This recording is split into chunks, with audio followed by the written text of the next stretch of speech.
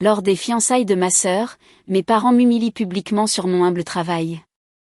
Le père du marié, fixant la cicatrice sur ma paume gauche, me demande alors un entretien privé dehors.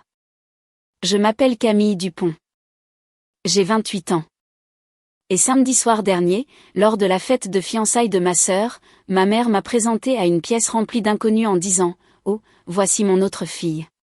Elle lave les sols pour gagner sa vie. » Mon père a ricané. Chaque famille a la sienne. Le marié a ri poliment, comme le font les gens dans une pièce quand ils ne savent pas quoi faire d'autre. Mais le père du marié n'a pas ri. Il s'appelle Nicolas Girard. Et quand ses yeux se sont posés sur la cicatrice qui traverse ma paume gauche, cette longue marque courbée que je porte depuis 3 ans, son sourire a complètement disparu. Il s'est levé lentement, a retiré sa serviette de ses genoux et a dit doucement « Pourrions-nous parler dehors ?» Je ne savais pas ce qu'il voulait. Je ne savais pas ce qu'il savait. Il y avait 14 photos encadrées dans ce salon. Je les ai comptées une fois, il y a longtemps, un dimanche après-midi où tout le monde était sorti et où je n'avais rien d'autre que du temps et ce genre particulier de solitude qui naît du fait d'être dans une maison où l'on ne se sent pas tout à fait chez soi. 14 photos. J'apparaissais sur 3 d'entre elles. Des photos de groupe. Noël, le mariage d'un cousin. Un 14 juillet où j'étais partiellement coupée sur le bord du cadre. Chloé avait son propre mur. 6 portraits éclairés individuellement, encadrés par un professionnel. Sa remise de diplôme universitaire au centre, la plus grande, sur un passe-partout crème avec une bordure dorée. Je ne vous dis pas ça pour que vous ayez pitié de moi. Je vous le dis parce que c'est sur ce mur que l'histoire commence vraiment. La maison se trouvait rue d'Aviaux à Bordeaux. 3 étages, une architecture historique, un jardin à l'avant que ma mère entretenait avec le genre de soin qu'elle réservait aux choses que les gens pouvaient voir. Des jardinières blanches, des étayers, un heurtoir en laiton sur la porte d'entrée qu'elle polissait chaque samedi matin sans faute. De l'extérieur, c'était exactement le genre de maison qui faisait ralentir les passants. À l'intérieur, c'était plus silencieux dans les aspects qui comptaient vraiment. Mon père, Henri Dupont, était professeur d'histoire à l'université de Bordeaux, 58 ans, les tempes argentées, ses lunettes de lecture toujours sur le bout de son nez. Il avait une voix mesurée et délibérée, chaque phrase était construite, chaque mot choisi. Il n'élevait jamais la voix. Il n'en avait pas besoin. Il avait quelque chose de plus efficace, la phrase calme et réfléchie qui ne laissait aucune place à la réplique. Il était marié à ma mère depuis 31 ans. Ils avaient bâti ensemble une vie très spécifique, une vie où les apparences étaient gérées, les récits contrôlés, et où chaque membre de la famille comprenait le rôle qui lui était assigné. Le rôle de Chloé était la fierté. Le mien était tout autre chose. Ma mère, Sophie Dupont, avait 56 ans et avait été présidente du Cercle des femmes du patrimoine bordelais pendant 4 mandats consécutifs. Elle gardait ses cartes de visite dans un fin porte-cartes en or dans tous ses sacs à main, des cartes imprimées en relief avec son titre sous son nom. Elle était le genre de femme qui donnait aux gens l'impression d'être immédiatement évalués lorsqu'ils entraient dans une pièce. Pas méchante exactement, juste précise. Chaque chose à sa place. Chacun dans sa catégorie. Chloé avait 31 ans. Elle avait quitté la maison à 18 ans pour une université à Lyon. Elle y avait construit sa vie, puis était revenue à Bordeaux il y a 3 ans pour un travail qu'elle adorait. Elle était sincèrement chaleureuse. Je veux être juste sur ce point. Il y avait des moments, juste entre nous deux, assise sur le balcon de son appartement avec des plats à emporter et de mauvaises émissions à la télévision, où elle était pleinement et complètement ma sœur. Quand elle riait des mêmes choses que moi, quand elle tendait le bras et me serrait l'épaule sans raison. Mais elle avait grandi dans la même maison que moi. Et ce qu'elle y a appris, ce que nous avons toutes les deux appris, c'est qu'il y avait une façon de faire les choses. Et cette façon de faire signifiait que certaines conversations n'avaient pas lieu. Certaines dynamiques n'étaient pas nommées. Chloé n'était pas cruelle. Elle n'avait tout simplement jamais été la cible. Et cela la rendait, sur certains points importants, aveugle. Les dîners du vendredi soir étaient obligatoires. C'était le mot qu'utilisait ma mère. Pas une demande, pas une tradition, mais un engagement permanent que l'on ne pouvait annuler qu'à un certain coût social. J'en avais manqué 4 au cours de l'année écoulée. Chaque absence avait été notée. C'est lors d'un de ces dîners, 6 semaines avant la fête de fiançailles, que Chloé est rentrée à la maison avec une nouvelle. Elle et Sébastien Girard étaient ensemble depuis 2 ans. Il l'avait demandé en mariage. Elle avait dit oui. La réaction de ma mère a été immédiate et totale. Elle s'est levée de sa chaise, a traversé la pièce et a serré Chloé dans ses bras comme elle serrait les choses dont elle était fière, pleinement, sans réserve. Mon père a levé son verre. La pièce s'est remplie du genre de chaleur dans laquelle j'avais cessé d'espérer être incluse. J'ai souri. Je le pensais sincèrement. Chloé méritait d'être heureuse. Mais alors que ma mère se retirait de l'étreinte, ses yeux ont balayé la pièce. Une inspection rapide et exercée. Et l'espace d'un instant, ils se sont posés sur moi. Pas avec malveillance, mais avec quelque chose de plus familier que ça. Un rappel, une instruction préventive délivrée entièrement sans mots. Ne rends pas ça compliqué. J'ai baissé les yeux vers mon assiette. Je savais déjà que je ne le ferais pas. Ce que je ne savais pas, c'est ce qui allait arriver 6 semaines plus tard. Je ne savais pas qui était le père de Sébastien. Je ne savais pas quel fardeau il portait, ni ce qu'il cherchait, ni qu'il le trouverait au dernier endroit où quiconque dans cette pièce aurait pensé chercher. Je veux expliquer ce que l'on ressentait vraiment en grandissant dans cette maison. Parce que je pense que les gens imaginent parfois que le genre de famille que je décris est dramatique, plein de confrontations, de portes qui claquent et de méchants évidents. Ce n'était pas comme ça. C'est en partie ce qui le rendait si difficile à nommer. La méthode de mon père était la comparaison. C'était si constant et si rodé que pendant des années, j'ai cru que c'était simplement la façon dont les parents parlaient. Chaque résultat que je ramenais à la maison était placé à côté des résultats de Chloé et mesuré. Mon 14/20 en français au lycée. Chloé avait eu 18/20 toute son année de première. Le prix régional de débat que j'ai remporté à 16 ans. Chloé obtient la mention très bien ce semestre. Pas de rejet. Jamais de rejet pur et simple. Juste du contexte, juste un cadrage. Juste l'implication constante et silencieuse que tout ce que je faisais était un point de départ, pas une finalité. Il disait, c'est un bon début, Camille. Le mot « début » faisait tous les dégâts. Comme si tout ce que je faisais n'était qu'une répétition pour quelque chose que je n'atteindrais jamais vraiment. Son bureau avait une étagère entière dédiée aux réussites scolaires de Chloé, trophées, certificats, lettres de félicitations encadrées. J'avais remporté la 2e place à un concours régional de jeunes entrepreneurs à 17 ans. Henri avait un dîner avec la faculté ce soir-là. Il a envoyé un SMS qui disait « J'ai entendu dire que tu avais bien fait, fier, 100 points à la fin ». La méthode de ma mère était différente et, à certains égards, plus totale. Sophie ne me comparait pas directement à Chloé. Elle jouait la déception en public avec une grande constance. Lors de ses réunions du cercle des femmes, à l'église, lors des événements de quartier qu'elle aidait à organiser. Elle parlait de moi sur un ton que je ne peux décrire que comme un regret affectueux. Camille cherche encore sa voie. Nous nous inquiétons pour elle. Vous savez ce que c'est. Chloé a toujours été plus concentrée. Ce n'était pas exactement des mensonges. C'était des constructions. Elle bâtissait une version de moi dans l'esprit de tous ceux qui nous entouraient. Une version qui existait avant même qu'il ne m'ait adressé la parole. J'entrais dans des pièces en étant déjà définie. J'avais 22 ans quand j'ai surpris cet appel téléphonique. J'étais passée à la maison pour rendre un livre. La porte d'entrée n'était pas verrouillée, comme toujours les après-midi en semaine. Ma mère était dans la cuisine, sa voix résonnant clairement dans le couloir. J'ai entendu mon prénom. Je me suis arrêtée. Chloé est notre fierté, disait-elle. Camille.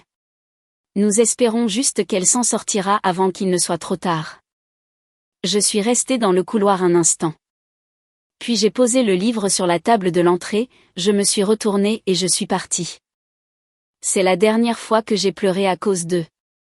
J'avais déménagé 2 ans plus tôt, à 20 ans, avec 800 € sur un compte courant et un sac de vêtements. Ce n'était pas un départ dramatique. Pas de dispute, pas d'ultimatum, juste un lundi matin où j'ai compris clairement que rester me coûtait quelque chose que je ne pouvais plus me permettre de perdre. J'ai laissé un mot sur le comptoir de la cuisine, j'appellerai quand je serai installé. J'ai appelé. Ils ont répondu. La vie a continué sous sa forme réorganisée. J'ai cumulé 3 emplois simultanément pendant les 2 années suivantes. Le matin, femme de chambre dans un hôtel de milieu de gamme près de l'aéroport de Mérignac. L'après-midi, caissière dans un supermarché sur la route de Toulouse. Le soir, nettoyage commercial pour un petit immeuble de bureaux sur le cours Georges Clemenceau. Je suivais des cours à l'IUT de Bordeaux le mardi et le jeudi soir. Certification en gestion immobilière, principes fondamentaux du commerce, un cours de comptabilité que j'ai failli rater et que j'ai repassé. Henri a refusé de se porter garant de mes demandes de prêt étudiant à 2 reprises. La première fois, il a dit qu'il avait oublié. La deuxième fois, il n'y avait pas assez de temps avant la date limite. J'ai attendu une 3e occasion qui n'est jamais venue. Puis j'ai trouvé un autre moyen. J'ai toujours trouvé un autre moyen. Il y a un carnet de ces années-là. Une petite couverture verte, reliure à spirale, où je traquais chaque euro. Le revenu hebdomadaire dans la colonne de gauche, les dépenses à droite, loyer, charges, nourriture, transport, frais de scolarité. Le total au bas de chaque page n'était jamais négatif. Je m'en assurais. À l'âge de 23 ans, j'avais économisé 14 000 € et j'avais une idée claire de ce que je voulais construire. L'idée germait depuis longtemps. Des années passées à travailler à l'intérieur de propriétés, à observer ce qui était négligé, à comprendre comment les bâtiments fonctionnaient à un niveau que la plupart des propriétaires ne voyaient jamais. Je savais à quoi ressemblait un entretien différé avant qu'il ne devienne coûteux. Je savais quels prestataires rognaient sur la qualité et lesquels ne le faisaient pas. Je savais de l'intérieur comment la gestion immobilière fonctionnait réellement par rapport à la façon dont elle était censée fonctionner. J'ai entendu parler d'une petite entreprise, service d'entretien et de gestion immobilière, 12 clients, un propriétaire vieillissant qui voulait prendre sa retraite, qui était à vendre pour 60 000 €. Le propriétaire était prêt à négocier. J'ai proposé 48 000 €, tout ce que j'avais, plus un prêt aux petites entreprises pour lequel je m'étais qualifié par moi-même. Il a dit oui. Je me souviens m'être assise dans ma voiture après la réunion, sur le parking d'un Leclerc, pendant environ 10 minutes, sans célébrer, juste en respirant. Puis j'ai conduit jusqu'à la banque, ouvert un compte professionnel et noté le nom que j'avais déjà décidé des mois plus tôt. Dupont Gestion Immobilière.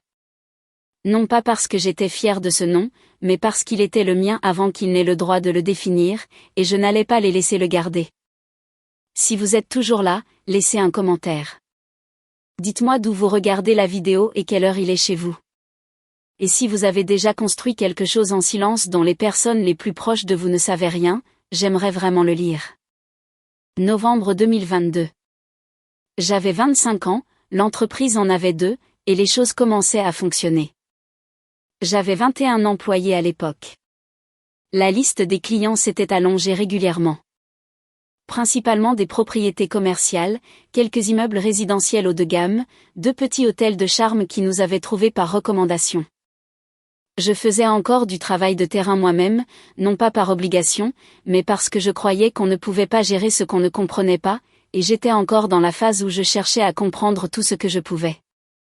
La propriété sur la presqu'île de l'Èche-Cap-Ferret était un domaine au bord de l'eau au Canon, une structure historique construite dans les années 1920, récemment héritée. Le nouveau propriétaire cherchait une société de gestion avant de la mettre en vente.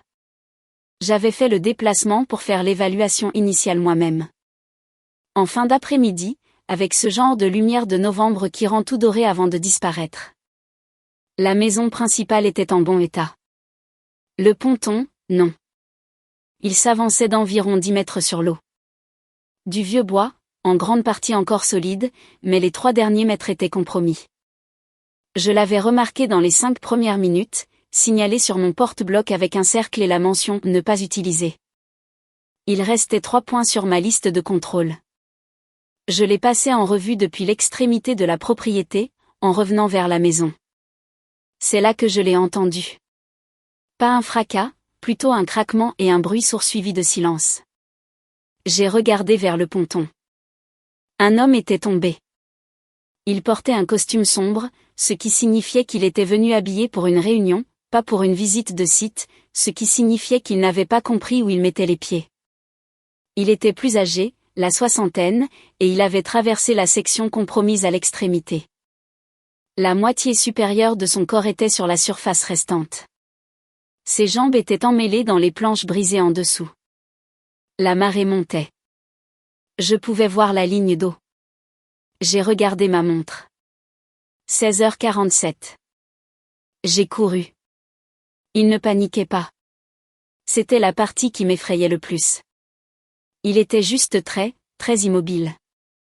L'immobilité particulière de quelqu'un qui a compris sa situation et qui économise toutes ses forces. J'ai évalué la situation en quelques secondes. Les planches n'étaient pas assez stables pour supporter tout mon poids au point de rupture. J'avais besoin d'un effet de levier. Il y avait une longueur de vieille corde d'amarrage enroulée près de la base du ponton.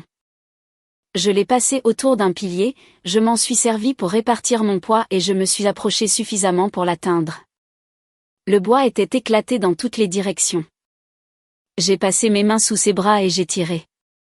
La première tentative l'a déplacé de 15 cm. La deuxième, de 20 autres. À la troisième, un morceau pointu de planche brisée a pivoté vers le haut alors que je changeais de position et m'a entaillé la paume gauche. Une coupure nette et profonde, de la base de mon index jusqu'au talon de ma main. Je ne me suis pas arrêté. 2 autres tractions. Il a dégagé la section brisée. Je l'ai amené sur la partie solide du ponton, puis sur l'herbe du rivage. Il respirait, suffisamment conscient pour répondre à son nom quand je lui ai demandé, bien que je ne connaisse pas son nom, alors j'ai juste dit, « Monsieur, restez avec moi. » Et il a dit quelque chose à voix basse que je n'ai pas pu entendre clairement. J'ai appelé le SAMU à 16h53. 6 minutes après le craquement du bois. Le répartiteur a dit que l'unité la plus proche était à 8 minutes. Je me suis assise avec lui, je l'ai fait parler, je l'ai gardé immobile. La température de l'eau était de 14 degrés Celsius. Il avait été partiellement submergé pendant la majeure partie de ces 6 minutes. Ses couleurs revenaient lentement. À 17h11, j'ai entendu les sirènes depuis la route. J'ai ramassé mon porte-bloc. Les 3 derniers points de ma liste n'étaient toujours pas cochés. Il y avait du sang dans le coin inférieur de la page, une empreinte rouge complète de ma main gauche qui avait séché dans le papier. J'ai replié la page vers l'intérieur, glissé le porte-bloc sous mon bras et marché vers ma camionnette. Je ne suis pas resté pour être identifié. Je n'ai pas laissé mon nom à la propriété ni lors de l'appel au SAMU. J'avais appris d'ici là que rester pour être vu n'était pas quelque chose que j'étais censé espérer. Et il y avait une version de moi à 25 ans qui croyait que c'était simplement ainsi que les choses étaient. Ce soir-là, dans une chambre d'hôtel près de l'autoroute, j'ai regardé la coupure dans le miroir au-dessus du lavabo, longue, courbée, commençant déjà à se refermer. J'ai pensé à appeler Chloé. J'ai pris mon téléphone. Je l'ai reposé sur le comptoir de la salle de bain sans le déverrouiller. Il y a des choses qu'on porte tout simplement seul. À 26 ans, Dupont Gestion Immobilière comptait 20 employés et facturait un peu moins d'1 million d'euros par an. À 27 ans, nous avions franchi les 800 000 euros de bénéfices, et je commençais à envisager la prochaine étape. À 28 ans, le mois de décembre où se déroule cette histoire, nous avions 52 employés, un chiffre d'affaires annuel de 3,1 millions d'euros, et une liste de clients qui comprenait certaines des propriétés les plus réputées de Bordeaux et de toute la Gironde. Ma famille ne savait rien de tout cela. Ce n'était pas un accident. Je veux être précise sur la raison de ce choix, car ce n'était pas de la rancune. Ce n'était pas une vengeance. C'était quelque chose de plus froid et de plus réfléchi que ces 2 choses. J'avais observé pendant des années comment mes parents se rapportaient aux choses de valeur, comment ils évaluaient, comment ils catégorisaient, à quelle vitesse et à quel point l'amour devenait conditionnel aux performances et aux apparences. Et j'ai compris avec une clarté qui a mis des années à arriver que si j'introduisais l'argent dans ma relation avec eux, l'argent deviendrait toute la relation. Ils voudraient des choses. Ils voudraient un accès. Il voudrait le récit. Notre fille a bâti une entreprise, pour circuler dans le cercle des femmes, dans les salons des professeurs et aux dîners mondains avec leurs noms attachés. Et je ne saurais jamais s'ils m'avaient vraiment vu ou s'ils avaient simplement mis à jour ma catégorie.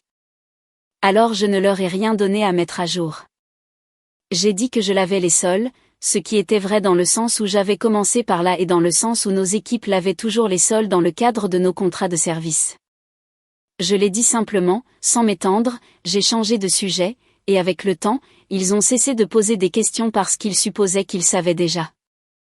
Le bureau était au 114 rue Fondodège, un bâtiment commercial historique à 2 rues de l'artère principale, 300 mètres carrés au 2e étage. Je l'avais rénové moi-même le week-end sur une période de 6 mois. Peinture, boiserie, éclairage, le bureau de réception que j'avais trouvé dans une vente de succession est refini sur ma place de parking. L'enseigne sur la porte indiquait Dupont Gestion Immobilière en lettres de bronze brossées que j'avais installée un samedi matin, quand la rue était calme et que personne ne regardait. Je suis restée sur le trottoir après, à la regarder pendant environ 30 secondes. Puis je suis entrée et j'ai répondu aux emails. Le travail en lui-même était la chose que j'aimais. Pas les revenus, pas la reconnaissance, le travail réel qui consistait à comprendre un bâtiment, à comprendre ce dont il avait besoin, à constituer des équipes qui pouvaient livrer des résultats constants. J'avais un directeur des opérations, un responsable des relations clients, 3 superviseurs régionaux. J'avais des systèmes et des protocoles que j'avais rédigés moi-même au fil de 3 années d'itération. Nous avions une réputation dans le secteur de l'immobilier commercial dont j'étais fière. Non pas parce que les gens disaient des choses gentilles, mais parce que notre taux de renouvellement de contrat était de 91%. Et dans ce secteur, ce chiffre parle de lui-même. Au printemps 2024, nous avons reçu une demande par l'intermédiaire d'une société de courtage commercial avec laquelle nous travaillons parfois, un appel d'offres d'une entreprise cherchant à externaliser la gestion de 6 propriétés historiques et en bord de mer dans la région de Bordeaux. Des actifs de grande valeur, d'une envergure importante, le genre de contrat qui ne passe pas souvent par les canaux habituels. L'entreprise s'appelait le groupe immobilier Girard. Je connaissais ce nom. Dans l'immobilier bordelais, tout le monde connaissait ce nom. Nicolas Girard avait bâti son cabinet sur 3 décennies. Propriétés historiques, domaines balnéaires, aménagements mixtes, le genre de portefeuille qui représentait non seulement un investissement, mais une véritable connaissance institutionnelle de la région. La réputation de son entreprise était immaculée. J'ai préparé la proposition moi-même. Cela m'a pris 4 jours. Je l'ai tarifé correctement. Pas à la baisse pour gagner, mais avec précision par rapport à ce que le travail exigeait. Je l'ai soumise un mardi. 2 semaines plus tard, nous avons remporté le contrat. L'email de confirmation est arrivé à 18h43. J'étais seule au bureau, la dernière présente. Je l'ai lu 2 fois. Puis je l'ai transféré à notre conseiller juridique avec une note indiquant « Merci de revoir et de confirmer d'ici la fin de la semaine ». Ensuite, je me suis assise dans mon fauteuil et j'ai regardé par la fenêtre les lumières s'allumer le long de la rue Fondodège.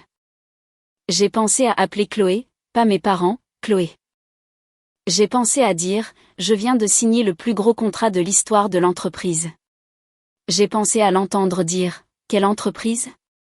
Et à devoir tout expliquer depuis le début, à regarder la conversation se transformer en pourquoi je ne le lui avais pas dit plus tôt, pourquoi je l'avais caché à la famille, ce que cela signifiait pour nous. Je n'étais pas prête pour cette conversation. Peut-être que je me protégeais. Peut-être que je protégeais ce que j'avais construit du poids de leur réaction avant d'être prête à le porter.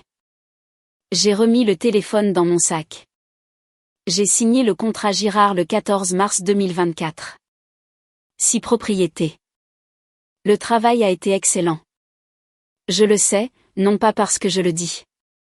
Je le sais parce que la conversation sur le renouvellement du contrat a eu lieu en octobre 2024 sans qu'aucun problème de performance ne soit soulevé.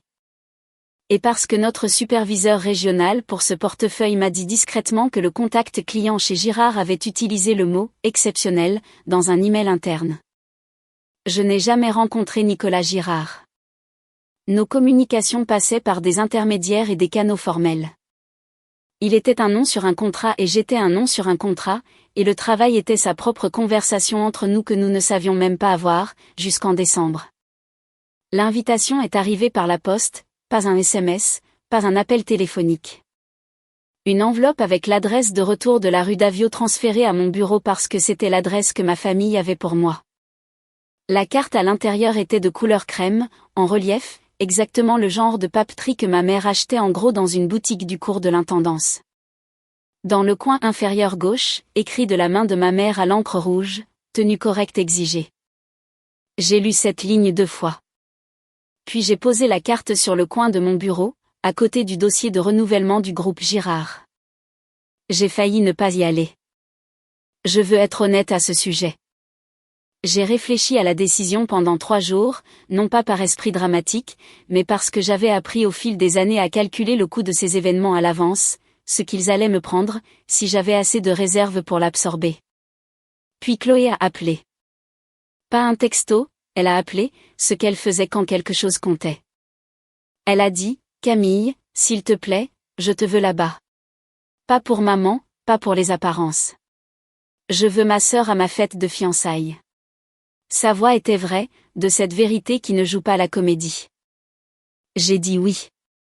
Le lieu était le manoir des Chartrons, l'un des espaces événementiels historiques les plus reconnus de Bordeaux, une bâtisse du XIXe siècle avec des colonnes de pierre blanche. De larges vérandas et des salles intérieures qui accueillaient les événements de la bonne société bordelaise depuis plus d'un siècle. J'avais fait un devis pour un contrat de nettoyage pour cette propriété 2 ans plus tôt. Ils avaient choisi une plus grande entreprise. Je me souvenais avoir pensé à l'époque qu'ils y perdraient au change. Je suis arrivé avec 12 minutes de retard intentionnellement, non par impolitesse, mais par cet instinct de préservation particulier qui vient du fait de ne pas vouloir se tenir près de la porte pendant que les invités arrivent, au moment où ma mère gère les présentations. Mieux valait entrer quand la pièce était déjà en mouvement. Un voiturier a pris ma voiture. J'ai monté les marches de l'entrée seule, dans une robe bleu marine que j'avais choisie moi-même. Simple, bien coupée, rien qui n'invite aux commentaires. Je me suis arrêté un instant à l'entrée, j'ai regardé le sol en marbre du foyer. J'avais lavé des sols qui ressemblaient exactement à celui-ci. La salle accueillait 34 invités, des tables rondes avec des nappes blanches et des compositions florales basses, rose blanche et eucalyptus. La combinaison préférée de ma mère. La musique douce d'un quatuor à cordes. La lumière des bougies. Le genre de décor qui donnait à chaque chose l'impression d'être à sa place. J'ai trouvé mon marque-place à la table 4. C'était la table dans le coin au fond à gauche de la salle, à l'écart de l'axe central. J'étais assise entre un cousin issu de Germain que j'avais rencontré 2 fois et une femme que je ne reconnaissais pas, qui s'est avérée être une amie de Sophie du Cercle des Femmes. La table la plus proche du passage vers les cuisines. Je me suis assise, j'ai posé mon sac sur la chaise vide à côté de moi et j'ai regardé à travers la pièce en direction de la table d'honneur. Chloé était lumineuse, sincèrement, pas de façon artificielle. Elle riait à quelque chose que Sébastien avait dit, la main sur son bras, avec l'aisance qui vient du fait d'être vraiment à l'aise avec quelqu'un. Sébastien était à côté d'elle, posé et attentionné. Mon père racontait une histoire à l'homme à sa gauche. Ma mère était déjà en pleine représentation, tournée vers la famille Girard avec sa posture la plus soignée, gesticulant avec une main gracieuse, contrôlant totalement la pièce qu'elle construisait. Et de l'autre côté de la table de mes parents, face à eux, était assis un homme que je n'avais jamais vu auparavant. Il avait la soixantaine, à vue de nez. Cheveux argentés, costume sombre, posture droite sans être rigide. C'était la posture de quelqu'un qui n'avait rien à prouver. Il écoutait poliment quelque chose que disait ma mère. Mais il y avait une qualité dans son immobilité qui était différente de l'immobilité sociale de tous les autres dans la pièce. Tous les autres jouaient l'attention. Lui, il était simplement présent. Je l'ai regardé pendant quelques secondes. Puis j'ai baissé les yeux vers le menu posé sur mon assiette. Plus tard, je comprendrai que pendant ces quelques secondes, il avait regardé aussi. Il avait remarqué la table dans le coin. Il m'avait remarqué. Et puis, avant que je ne relève les yeux, il avait regardé mes mains. Les entrées ont été servies à 19h23. Je connais l'heure parce que j'avais regardé ma montre 2 minutes plus tôt, calculant si le dîner se prolongerait au-delà de 21h, si je devais déplacer une réunion le lendemain matin. C'est là qu'en était ma tête. La logistique, la gestion ordinaire d'un samedi soir ordinaire. Ma mère s'est levée lorsque le premier plat est arrivé. Elle l'a fait en douceur, le mouvement rodé d'une femme qui avait porté 1000 toasts à 1000 tables. Elle a remercié les invités d'être venus, a prononcé quelques mots sur Chloé et Sébastien qui étaient sincèrement adorables, et qu'elle avait clairement répété, puis elle est passée aux présentations. Elle a présenté Henri, mon mari, 31 ans, le pilier de cette famille. Elle a présenté quelques amis proches. Elle a présenté la colocataire de fac de Chloé, qui avait pris l'avion depuis Lille. Puis son regard a parcouru la pièce et il m'a trouvé à la table 4. Il y a eu une pause, pas longue, un battement, peut-être 2. Le genre qui ne se remarque que si vous avez été entraîné pendant des décennies à le repérer. Oh, et voici Camille, mon autre fille. Elle lave les sols pour gagner sa vie. La phrase a atterri exactement comme elle avait été conçue, légèrement, à titre d'information, avec la cadence particulière d'une femme qui a dit une chose tellement de fois qu'elle ne ressemble plus à un choix. Elle ressemble à la météo. Mon père a regardé à travers la pièce vers la table des Girard, a croisé le regard de Nicolas et a souri comme sourient les hommes lorsqu'ils offrent un bout de complicité partagée.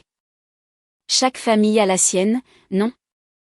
La pièce a produit la réaction attendue, un léger rire poli, quelques sourires compatissants, l'absolution sociale réflexe qu'offrent les groupes lorsqu'ils ne veulent pas examiner ce qui vient de se passer. Quelqu'un à la table adjacente a dit quelque chose à sa femme. Le moment est passé, ou a semblé passer, et ma mère s'est rassise. Je tenais mon verre d'eau. Je ne l'ai pas posé. Je n'ai pas bu. J'ai regardé le centre de table, rose blanche, eucalyptus, une seule bougie, et j'ai fait ce que j'avais fait des dizaines de fois dans ma vie. J'ai laissé la chose me traverser sans m'y accrocher. J'étais devenue très douée pour ça. Et puis j'ai levé les yeux. Je ne sais pas pourquoi j'ai levé les yeux à ce moment précis. Peut-être était-ce l'absence du son que j'attendais, le son de Nicolas Girard complétant le contrat social, offrant le rire d'acquiescement, faisant avancer la conversation. J'avais appris à guetter ce son comme on guette la page qui se tourne. Il n'est pas venu. Nicolas Girard ne regardait pas ma mère. Il ne regardait pas mon père. Il regardait à travers la pièce, au-delà de 2 tables, à travers la douce lumière de 34 bougies. Il regardait ma main gauche. Je tenais toujours le verre d'eau. Et la façon dont je le tenais, les doigts enroulés autour de la base, la paume légèrement tournée vers le haut. La cicatrice était visible dans toute sa longueur. Cette longue ligne courbée depuis la base de mon index jusqu'au talon de ma main, pâle sur ma peau, captant la lumière des bougies comme le font les cicatrices.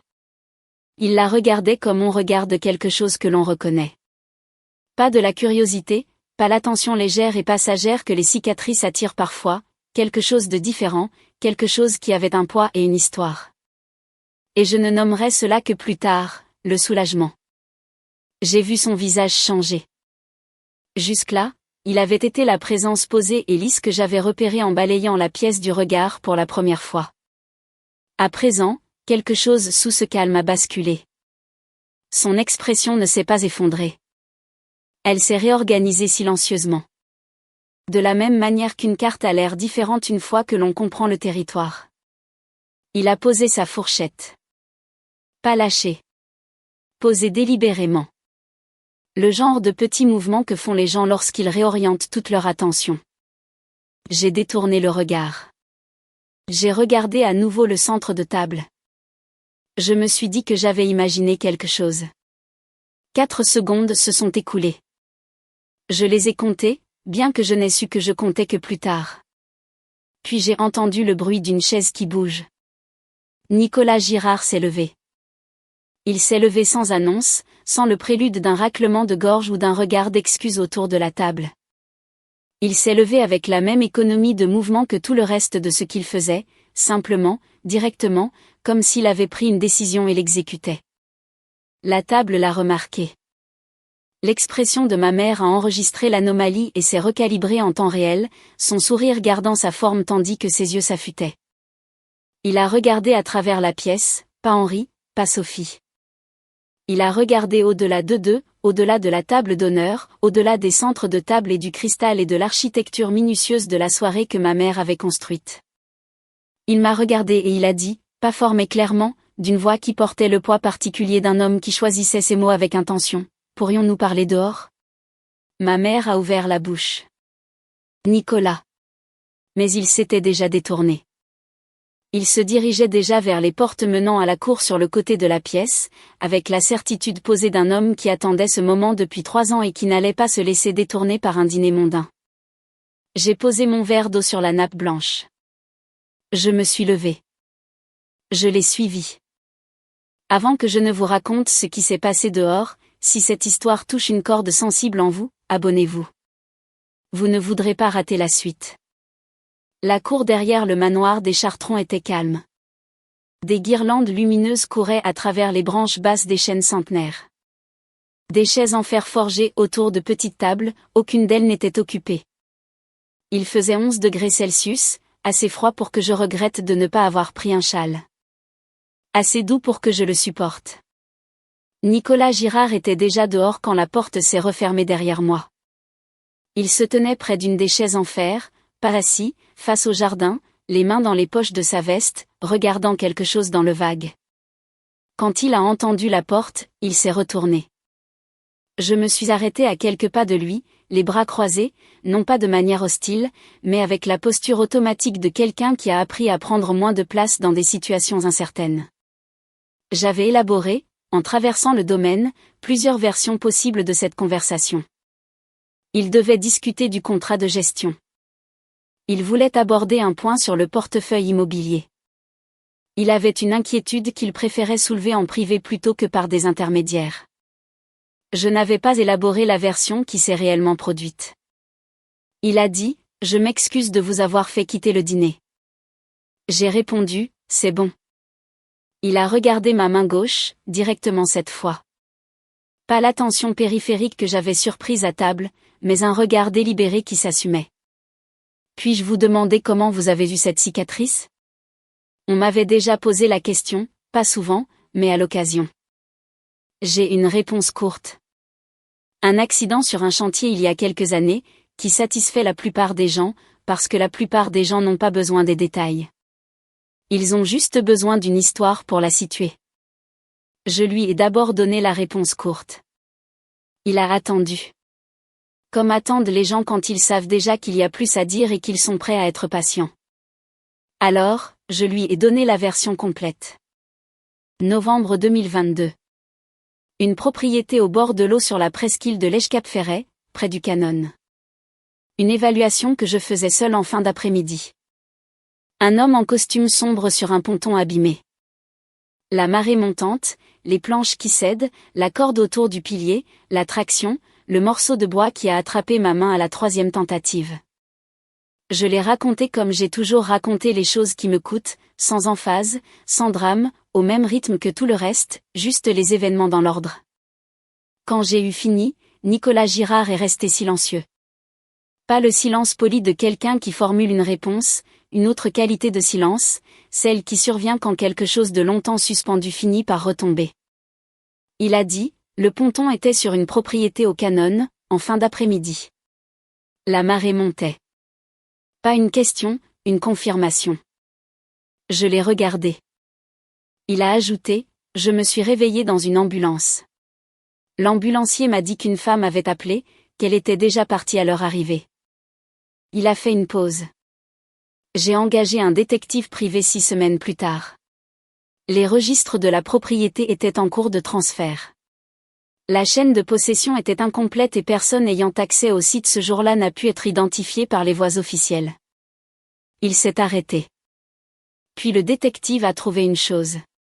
Une caméra de sécurité sur une propriété voisine. Une résolution assez basse, mais suffisante pour confirmer qu'il s'agissait d'une femme. Suffisante pour voir pendant environ 4 secondes qu'elle avait une cicatrice sur la paume gauche. En diagonale, de la base de l'index au talon de la main. Les guirlandes lumineuses ont légèrement bougé sous une brise que je n'avais pas sentie jusqu'à ce moment. Je dois m'arrêter ici et essayer de décrire l'effet qu'a eu cette phrase, parce que je ne pense pas pouvoir le faire pleinement. On m'a regardé avec pitié. On m'a regardé avec le dédain qui est en soi une forme de définition. Le regard qui vous place dans une catégorie et passe à autre chose. J'ai été regardé par des gens qui ne voyaient que ce qu'ils s'attendaient à voir. Et j'avais passé 28 ans à être façonné dans une certaine mesure par le poids accumulé de ces regards. Je n'avais jamais été cherché. Pas comme ça. Pas par quelqu'un qui avait consacré 3 ans et de réelles ressources à cet effort. Pas par quelqu'un qui, assis à un dîner en face de mes parents ayant tout juste joué devant lui le résumé complet de qui il croyait que j'étais, a reconnu dans mes mains quelque chose d'entièrement différent. J'ai dit, je ne savais pas que vous me cherchiez. Il a répondu, je sais. Nous sommes restés là un instant. La musique venant de l'intérieur était faible, un morceau instrumental, régulier. Puis il a dit, il y a autre chose que je dois vous dire. Il a demandé mon nom complet. J'ai répondu, Camille Dupont. Il l'a répété doucement, et puis une expression a traversé son visage, cette même qualité de réorganisation à nouveau, mais plus nette cette fois, plus complète. Êtes-vous, dit-il lentement, la propriétaire de Dupont Gestion Immobilière ? La cour était très calme. J'ai dit, oui. Il a pris une inspiration qui ressemblait presque à un rire. Pas de l'amusement exactement, mais l'expiration involontaire qui survient lorsqu'une chose vous percute avec une force à laquelle vous n'étiez pas préparé. Il a glissé la main dans sa veste et a sorti son téléphone. Je l'ai regardé naviguer vers sa boîte mail. Chercher un nom. Tourner l'écran vers moi. Le fil de discussion était long. Le message le plus récent datait d'octobre 2024. L'objet était « Dupont Gestion Immobilière, renouvellement de contrat, bilan T4 ». Dans le corps du message, signalé et surligné par un membre de son équipe, il y avait une seule ligne. Note de contact client, prestation de services exceptionnels, recommandons le renouvellement intégral, aucune réserve. 6 propriétés, 22 mois de travail, des dizaines de fils de communication, rapports d'entretien, dossiers d'inspection, cycle de facturation. Nous étions en relation professionnelle depuis près de 2 ans. Il n'avait jamais connu mon visage. Je n'avais jamais connu le sien. Votre équipe gère 6 de mes propriétés, a-t-il dit. Et votre travail est la raison pour laquelle j'essaie d'étendre le contrat. Il a remis le téléphone dans sa poche. Je cherche des partenaires stratégiques potentiels pour une expansion que nous planifions. En Occitanie et dans les pays de la Loire, 14 nouvelles propriétés au cours des 18 prochains mois. J'ai besoin d'un partenaire de gestion, pas d'un sous-traitant. À long terme, intégré, avec des capitaux alignés. Il a fait une pause. J'avais une liste restreinte. Je l'étudie depuis septembre. Il m'a regardé directement. J'ai retiré votre entreprise de la liste restreinte ce soir. Je l'ai déplacée dans une autre catégorie. J'ai compris ce qu'il voulait dire. J'ai attendu. Je veux faire une proposition officielle. Dupont Gestion Immobilière en tant que principal partenaire de gestion pour l'ensemble de l'expansion, contrat initial de 3 ans. La valeur du contrat sur cette période avoisinerait les 4,8 millions d'euros. Les guirlandes lumineuses ont de nouveau bougé. Quelque part à l'intérieur, j'ai entendu un bref éclat de rire venant de la fête. Le son clair et particulier d'une pièce où tout se déroule exactement comme prévu. Cela n'a rien à voir avec la gratitude, a-t-il précisé. La gratitude, c'est personnel. Ça, ce sont les affaires, et c'est votre travail qui l'a mérité au cours de ces 22 mois, sans que je sache jamais qui vous étiez. Il a fouillé dans la poche de sa veste et a sorti une carte de visite. Il l'a retournée et a écrit au dos avec un stylo qu'il a sorti de la même poche. L'efficacité rodée d'un homme qui avait assisté à 1000 réunions. La gratitude, dit-il en me tendant la carte. Ça, c'est à part. Ça, c'est juste moi qui peux enfin dire merci. J'ai regardé la carte. Nicolas Girard. Groupe immobilier Girard. Au dos, d'une écriture claire et régulière, un numéro à 10 chiffres. Je l'ai prise. Je l'ai tenue de ma main droite, celle sans cicatrice. Et l'espace d'un instant, je suis simplement resté là, dans l'air de décembre à 11 degrés Celsius, avec les guirlandes lumineuses bougeant au-dessus de moi, le bruit de la fête derrière le mur, et 28 ans d'un poids bien particulier reposant sur mes épaules. Et puis, silencieusement, quelque chose a basculé. Pas de façon dramatique, pas avec la clarté soudaine que les histoires attribuent parfois à ce genre de moment. Juste une lente et véritable réorganisation moléculaire, comme une pièce dont quelqu'un a enfin ouvert la fenêtre. J'ai dit, merci d'avoir cherché. Il a hoché la tête une fois. De la façon dont les gens hochent la tête quand les mots suffisent et que rien de plus n'est nécessaire. Nicolas est rentré le premier. Je suis resté dans la cour 2 minutes de plus. Je ne reprenais pas contenance. Je veux être clair là-dessus. J'étais déjà maîtresse de moi. J'avais besoin que ces 2 minutes m'appartiennent entièrement avant de ramener ce qui venait de se passer dans une pièce remplie de gens qui avaient passé la soirée à gérer ma présence parmi eux. J'ai regardé la carte dans ma main, je l'ai mise dans mon sac. J'ai regardé ma paume gauche, la cicatrice à la lumière des guirlandes, cette longue ligne familière que je portais depuis 3 ans sans que personne de ma famille proche ne m'ait posé de questions à son sujet ne serait-ce qu'une seule fois. Puis je suis entrée. La pièce était exactement comme je l'avais laissée. Le quatuor à cordes était passé à un morceau un peu plus rythmé. Les cartes des desserts étaient en train d'être déposées sur les tables. Ma mère racontait une histoire à la table d'honneur, ses mains gesticulant avec l'élégance exercée d'une femme qui vivait pour cela. Le public rassemblé, l'architecture sociale parfaitement construite. Je l'ai observé un instant. J'ai observé mon père, qui remplissait le verre de vin de Nicolas, avec l'attention particulière d'un homme qui recalibre son évaluation de l'importance de quelqu'un. Et j'ai observé Nicolas, qui avait regagné son siège et repris son ancienne posture, posé, présent, ne trahissant rien. Il a accepté le vin d'un signe de tête poli. Il a répondu à une remarque de Sébastien par un bref sourire. Il était complètement, totalement normal. Il n'a rien annoncé. Il n'a pas regardé mes parents avec de nouvelles informations dans son expression. Il n'a pas mis en scène ce qu'il savait. Il s'est simplement assis et a laissé le silence faire son travail. Ma mère, je l'ai remarqué, l'observait avec une nouvelle qualité d'attention, le regard affûté d'une femme qui gérait des réceptions depuis assez longtemps pour détecter quand quelque chose avait changé. Elle ne savait pas ce qui avait changé. Elle savait juste que quelque chose s'était passé. Je suis retournée à la table 4. Je me suis assise. J'ai posé mon sac sur la chaise vide à côté de moi. La femme du cercle des femmes m'a souri et a dit quelque chose au sujet des compositions florales. J'ai convenu qu'elles étaient magnifiques.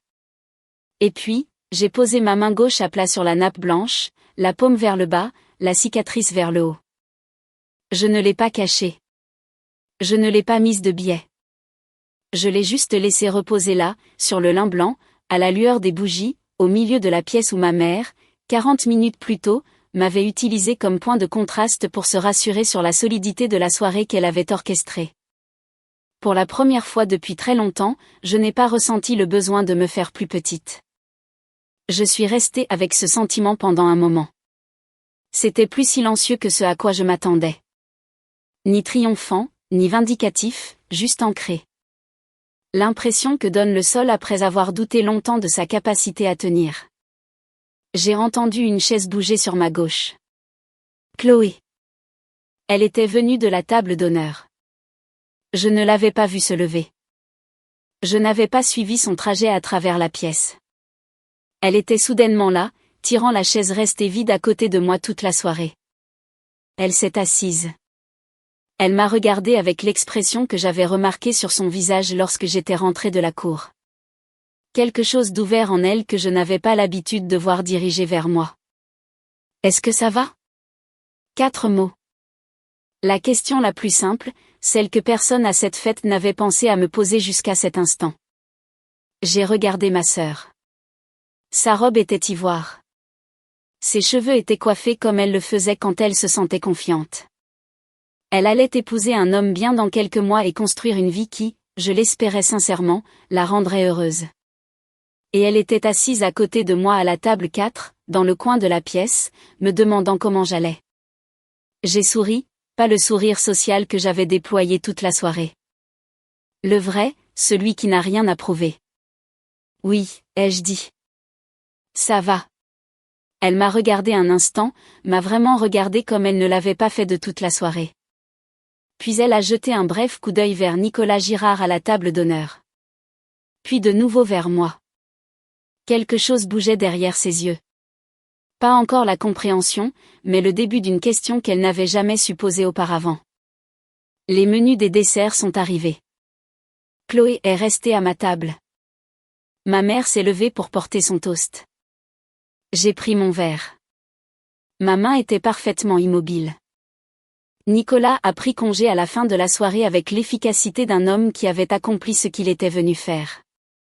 Il a serré la main d'Henri. Il a embrassé ma mère sur la joue de la façon dont le font les hommes de la bourgeoisie bordelaise lors de ces événements. Il a dit quelque chose à Sébastien qui a fait rire son fils. Facile, vrai, le rire de quelqu'un qui a une bonne relation avec son père. Et puis, en dernier, il s'est tourné vers moi. Il m'a serré la main. Pas brièvement. Une poignée de main pleine et délibérée, le genre qui porte un sens dans un contexte professionnel. Ses yeux ont croisé les miens pendant une seconde. Il a dit, je vous contacte lundi. Rien d'autre. Pas d'explication pour les autres. Aucun contexte pour cette poignée de main qui était différente de celle qu'il avait donnée à Henri 30 secondes plus tôt. Il est parti. J'ai regardé ma mère le regarder s'éloigner. J'ai vu son expression traiter plusieurs calculs en succession rapide. Le léger mouvement de son menton, la façon dont ses yeux passaient de moi à la porte, puis à Henri et de nouveau à moi. Le processeur social tournait, rencontrant une donnée pour laquelle il n'avait pas de catégorie. Dans la voiture sur le chemin du retour, Henri lui a demandé « Qu'est-ce que Camille a dit à Nicolas ?» Chloé me l'a raconté plus tard. Elle était sur le siège arrière. Sophie n'a pas répondu immédiatement, et quand elle l'a fait, elle a dit « Je n'en suis pas sûre. » Ce qui, m'a dit Chloé, était la première fois qu'elle entendait notre mère prononcer ces 5 mots dans cet ordre bien précis. L'appel est arrivé à 8h14 le lendemain matin. J'étais au bureau. Je travaille le dimanche matin quand j'ai besoin de temps pour réfléchir, et j'en avais eu besoin. La ville à l'extérieur des fenêtres de la rue Fondodège était calme. Ce calme particulier du dimanche matin de décembre d'une ville qui dort encore en grande partie. J'en étais à ma 2e tasse de café quand mon téléphone s'est allumé. Henri. Je l'ai regardé sonner 2 fois. Puis j'ai décroché. Sa voix était prudente. Trop prudente. La décontraction délibérée d'un homme qui a préparé son entrée en matière. Il m'a demandé si j'avais apprécié la fête. J'ai dit que c'était charmant. Il a dit que le lieu était magnifique. J'ai approuvé. Ce sont les phrases que nous avons appris à placer entre nous comme une sorte de structure porteuse. Puis il a dit, il m'a semblé que toi et Nicolas avez eu une longue conversation. J'ai répondu, en effet. De vieilles connaissances. Nous avons travaillé ensemble. Une pause, plus longue que d'habitude. À quel titre? Les affaires, ai-je dit. Il y a eu un silence au bout du fil que j'ai reconnu immédiatement, même si je ne l'avais jamais entendu s'adresser à moi auparavant. C'était le silence d'un homme qui recalcule. Henri Dupont était quelqu'un qui avait toujours la phrase suivante de prête. C'était le fondement de son autorité dans toutes les pièces où il s'était jamais trouvé. La réponse réfléchie, le recadrage, la réorientation en douceur. Dans mon souvenir, il n'avait jamais été à court de phrases suivantes. Il en avait une maintenant. Elle a juste mis plus de temps à arriver. On devrait peut-être dîner ensemble un de ces jours, a-t-il fini par dire. Juste nous. J'ai regardé par la fenêtre la rue déserte du dimanche. Peut-être, ai-je dit. Ni oui, ni non. Juste le mot honnête d'une femme qui n'est pas prête à promettre quoi que ce soit et qui a appris à ses dépens que l'espoir sans preuve est son propre fardeau. Nous nous sommes dit au revoir. J'ai posé mon téléphone sur le bureau et fini mon café. Chloé a appelé à midi. Elle a commencé par « Je n'ai pas pu arrêter de penser à hier soir ». J'ai attendu. Je t'ai vu revenir de l'extérieur, a-t-elle dit. Et ton visage était différent. Pas bouleversé, différent, autre chose. Je n'ai pas de mots pour ça. Je n'en ai pas proposé. Et puis je me suis assise à côté de toi, je t'ai regardé et je me suis dit. Elle s'est arrêtée, a repris. Je te connais depuis toujours, Camille. Et j'ai réalisé hier soir que je ne sais pas du tout à quoi ressemble ta vie au quotidien. Je ne sais pas ce que tu fais le matin. Je ne sais pas ce que tu construis. Je ne sais pas ce qui te fait. Elle s'est encore arrêtée. Je veux savoir, a-t-elle dit. Ce que tu as fait pendant toutes ces années. Tout. Je veux savoir. Ce n'étaient pas des excuses. Je veux être claire là-dessus. Elle ne proposait pas de réparer 28 ans en un seul coup de fil, et je ne lui aurais pas fait confiance si elle l'avait fait. C'était quelque chose de plus petit et de plus honnête que des excuses. C'était la reconnaissance d'une absence.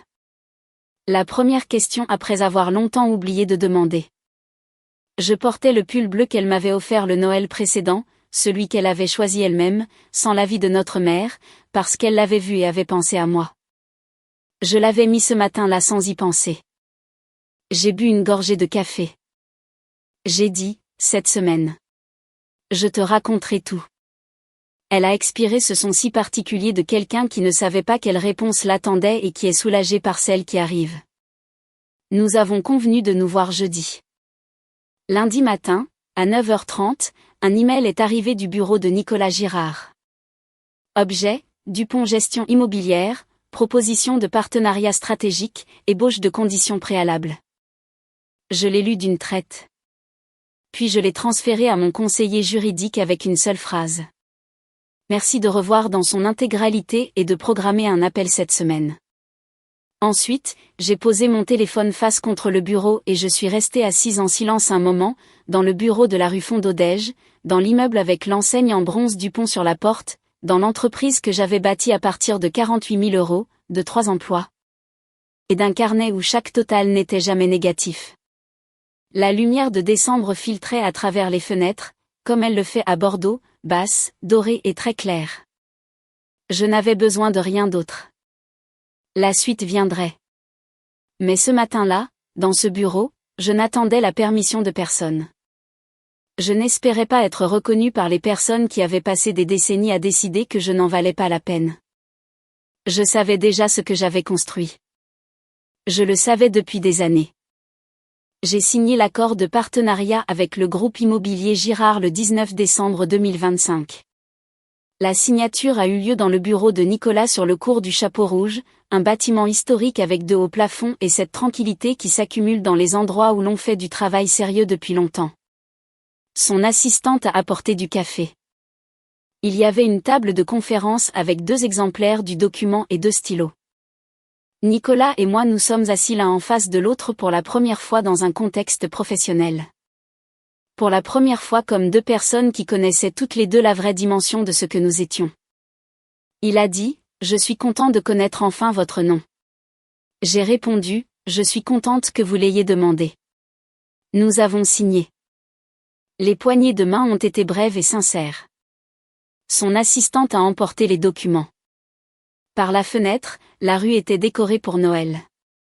Des lumières dans les arbres, cette lumière rasante de décembre qui donne à Bordeaux des airs d'un autre siècle. J'ai rejoint ma voiture seule. Je m'y suis assise un moment. J'ai pensé à mes 20 ans, aux 800 € et à ce carnet vert à spirale où chaque total n'était jamais négatif. J'ai pensé au lundi matin où j'avais quitté la maison de la rue d'Aviot avec un seul sac et un mot sur le comptoir de la cuisine. J'ai pensé aux 14 photos dans le salon et aux murs qui n'avaient pas de place pour moi. J'ai pensé à un ponton au canon, au froid, à la marée montante. À la décision d'agir sans attendre qu'on me le demande. J'ai pensé à Nicolas Girard disant, « Je vous cherche depuis 3 ans. » Pas de manière théâtrale, juste comme un fait. Comme on confirme l'achèvement de quelque chose qui comptait. J'ai regardé la cicatrice sur ma paume gauche. Elle n'a objectivement rien d'impressionnant. 6 centimètres légèrement courbés, pâle sur ma peau. La plupart des jours, je ne la remarque pas. Les jours où j'y prête attention, j'ai arrêté d'essayer de ressentir quelque chose de spécifique à son égard. J'ai arrêté d'essayer d'en faire un symbole, une leçon ou une pièce à conviction dans un dossier que je montrais contre qui que ce soit. C'est juste une partie de ma main. La main avec laquelle je travaille. La main avec laquelle je construis. La main qui, par un froid après-midi il y a 3 ans, a fait ce qu'elle savait faire. Ma famille reste ma famille. Henri est toujours Henri. Sophie est toujours Sophie. Un dîner n'efface pas 28 ans d'architecture. Et je n'attends plus qu'un événement isolé fasse ce travail. La guérison n'est pas un moment. C'est une direction. Le choix lent, quotidien, peu glamour, de continuer à avancer vers quelque chose plutôt que de rester dans les décombres de ce qui a été. Chloé et moi avons pris un café jeudi. Je lui ai presque tout raconté. Elle m'a écouté avec tout son visage, comme elle le faisait quand nous étions petites et que le monde entier était encore nouveau pour nous deux. Elle a posé beaucoup de questions. J'y ai répondu. Ce fut, comme le sont souvent les choses vraies, un commencement.